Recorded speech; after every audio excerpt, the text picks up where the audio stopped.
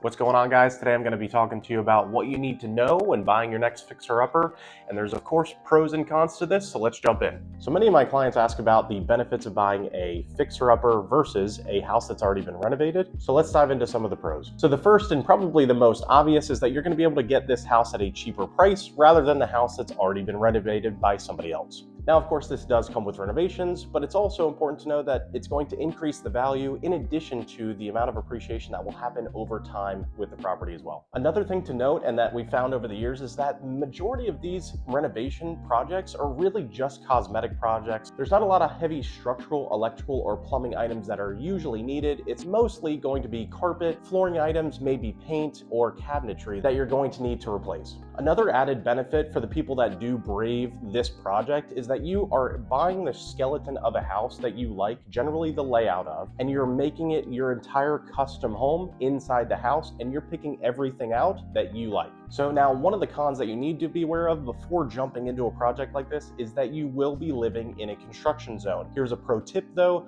you don't have to blow up the entire house at once. You can do one room at a time, and that way you're not living and surrounded by construction every single day. Now, another con that I would bring up is that there are always going to be unforeseen repairs. So here's another pro tip: during the process of you being under contract, get inspections and get a quote from a general contractor before you even close on the house, so you know exactly what needs to be done, and that's going to limit the amount of unforeseen things that you just simply weren't aware of. And the last thing you need to be aware of is that you need to be patient and flexible. Oftentimes these projects you may think are going to take 30 days and may take 60. So allot the amount of time appropriate to get that project done, and don't rush it. Make sure it's done right the first time. Now guys, that was just the tip of the iceberg on what it looks like to buy a fixer-upper. So if you want more information and to dive deeper into what that looks like for your specific goals, of course reach out to us. And remember, with Delisle Properties, luxury always comes standard.